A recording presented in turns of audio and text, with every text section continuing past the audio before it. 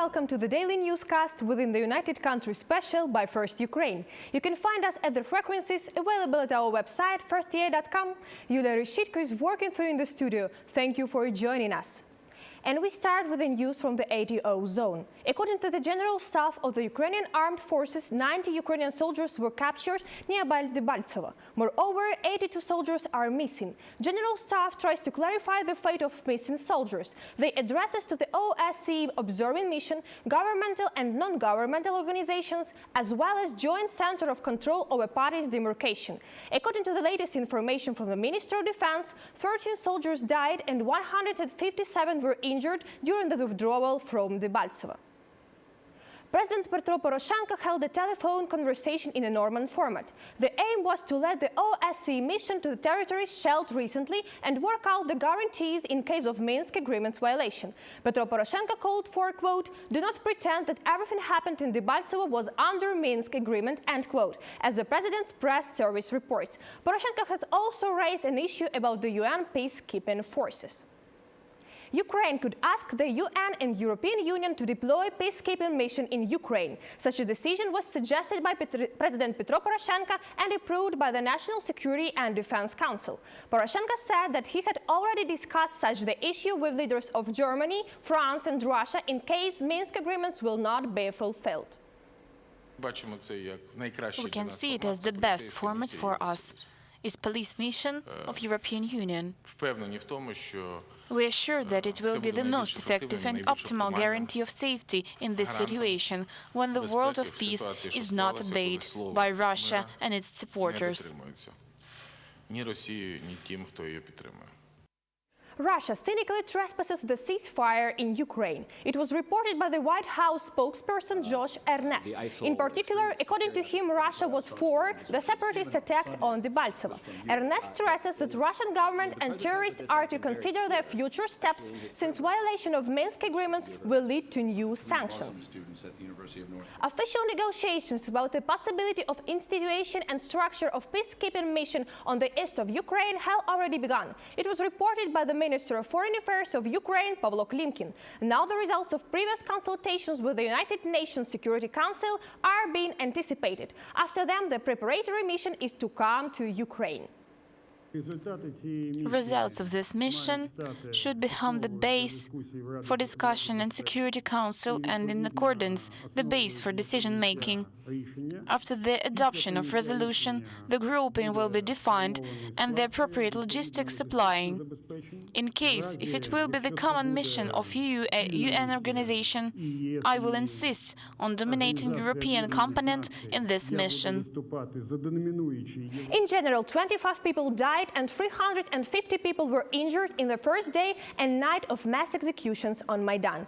These are official data. Now there are photos, candles and flowers in Institutska Street. Families and friends remember the people died in the first day of mass executions a year ago. Our boys had it sanctified by priests over in Ternopil, and now it is our holy relic. Yuri Helenda unfolded a black flag with "It is Ukraine or death" written on it. The flag was in one of the tents of the people from Ternopil city all the days Euromaidan lasted. Today Yuri came to the very place where he lost his comrades. He is affected with lameness and is leaning on a cane. He says only recently that he started to walk again. There are 4 compound fractures on the leg, an open skull fracture, broken arms, and they continued beating. I lost consciousness. I remember when Berkut went into Mariinsky Park and women were running and screaming, "Berkut, Berkut, Berkut." Today Yuri regrets about one thing only, that he can't support his comrades in the front line. On the 18th of February of last year, 15th Fastiv City unit was caught in the cutting edge of the attack, recalls Boris Bereznuk. Today was the first time when he and his comrades came to these battle sites. Since that time, all this time they were in treatment of wounds and contusions. 8 of our comrades were killed there in Mariinsky Park, 2 were beheaded. They were buried without heads, though I did not see that since I was unconscious. It was such a wonderful and sunny day. We came to picket the Verkhovna Rada. It was all over at 2:15 p.m. and they started the assault. Plus, there were foreign special forces. There were Russians there. They finished off with us. Я думаю, іноземних спецслужб, були росіяни, це точно, добивали вони нас уже ранених. The worship in the memory of the Heavenly 100 Heroes was conducted on Institutskaya Street. Many of them had fought for life in the surgery room in the Mikhailovsky Cathedral, and then we performed funeral services, the monks recall. It was a hospital at first, and then they started bringing dead bodies here. There are difficult times, but we must remember and make certain conclusions so their death is not in vain, and that we would appreciate what they have achieved for us with their blood. It is empty today near the Mariinsky Park and the House of Officers, where actual beatings and shootings of the protesters took place. There are only candles, flowers and pigeons. Sergei Velichansky, Olga Skotnikova, Yaroslav Tikhomir, First Ukraine. Movie with the prominent name 20 was presented today in Kyiv. Movie authors have reproduced the events happened on Maidan the 20th of February of the year of 2014. A movie director said his team watched all the newscasts of that day and then chronologically edited the videos uploaded into the internet by events participants. The main characters are 20 witnesses, medicians, volunteers and journalists among them. Movie also contains the evidence of Sky 100 relatives. We had used the potential of mobile video, such absolutely practical thing, but the first moment is that it cannot be underestimated when such events are happening, so we have an opportunity to fix them like they are. And the second moment is that if we have a look on investigation on the case of 20th of February, on which we are watching it carefully, the evidences are based mainly on visual materials. For the first time, the death feeling is so near. Until the last shoot, it was 4:30 p.m. None believed that all is real, that these guys are dead, and obviously for us they are heroes. By that time, it was the feeling of some superrealism. After the newscast, watch the exclusive interview of our journalist with the representative of European Bank of Reconstruction and Development, Shevki Adjuner. It was the United Country newscast by First Ukraine. You can find more details at our website, firsta.com. Yulia Reshitko was working for you in the studio. We wish you only good news. Take care and goodbye.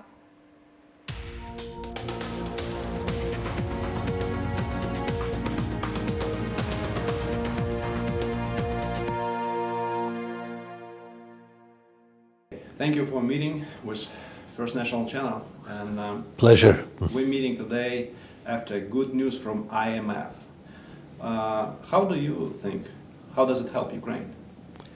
I think it helps Ukraine in terms of building the confidence of both domestic and international financiers in the country, that the IMF and the government has agreed on a new set of parameters and program of continued reforms in the country. And the international community, not just the IMF itself, but other IFIs and bilateral institutions will be tagging on to this program to support Ukraine to come out of the present financial and economic difficulties it is facing. So in that sense, it is extremely important. How sufficient is the amount that IMF gives to Ukraine? It is always difficult to put an exact number to the needs because the economy is a evolving, living thing, if you like.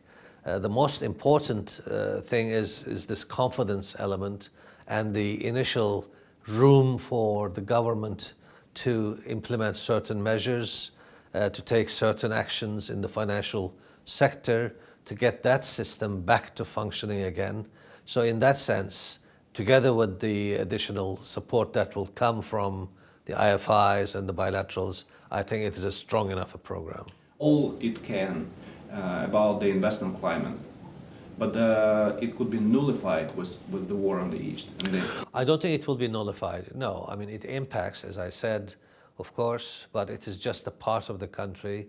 It is a contained region, contained line of confrontation there, but here in Kiev, in the west, in the northwest, I think investors, while very wary of that, will continue to conduct their business and invest as their businesses necessitate. And as an institution, what are the areas that you think are the most attractive for investments in Ukraine? Mr. Soros said that agriculture is #1 area. What do you think? Well, for us too. I mean, we've always said that agriculture is the sector that will help pull Ukraine out of its economic stagnation that it's facing now.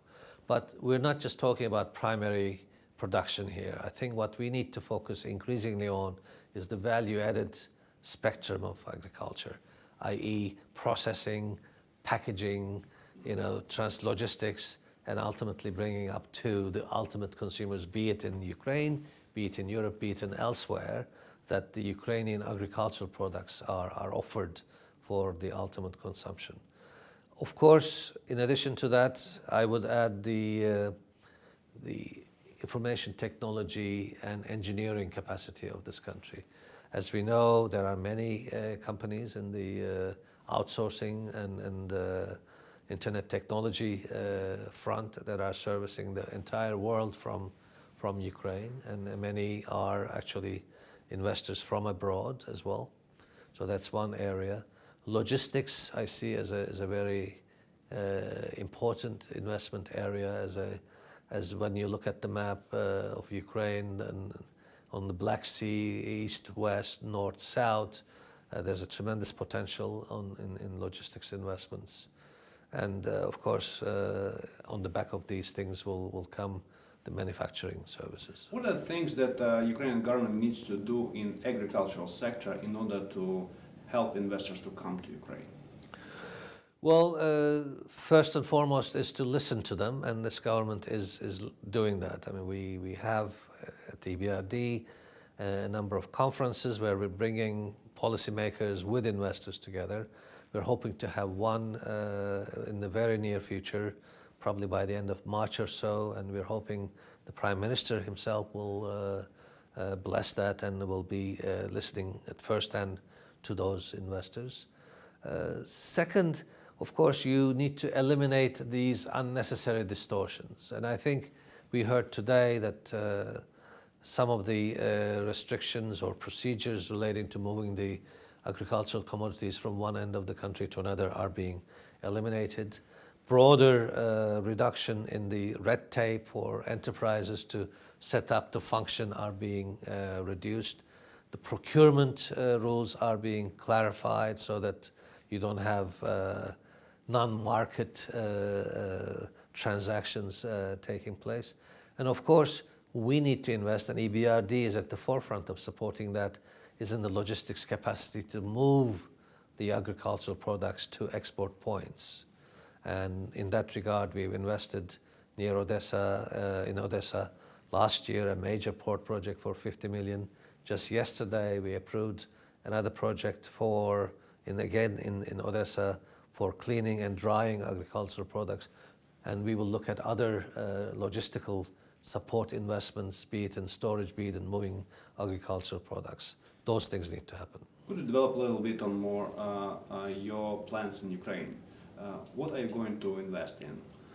You mentioned logistics, but what are the other projects? Well, we invest across the spectrum. We invest a lot in infrastructure as well. And this is power and energy utilities in terms of either generation of electricity or transmission of electricity, generation of renewable energy, in particular wind, biomass, biogas. We invest in last year, you have seen at the end of the year, 150 million euro financing for the gas transit system, Naftogaz, to improve the reliability of the system and enhance the capacity for reverse gas flow. We will hope to top that up this year with working capital support for Naftogaz. We will do what we can in supporting upstream investments. In the transportation sector, we would look to work with the Ukrainian railways to improve their capacity, to upgrade their cars. We work in the municipal sector to continue to improve energy efficiency in a variety of municipalities. We're doing that. What is the sum that you're going to spend next year? If you're going to talk about the sum, I would say that last year our president has talked about a 5 billion euro program over the next 4 to 5 years. And I would say also that we done 1.2 billion in 2014. So we will continue on this path of doing those kind of numbers, but we are very much driven by investor appetite. And that's why in the beginning of this discussion, we talked about the importance of the IMF program and the continued progress on the reform path. Well, thank you. Thank you.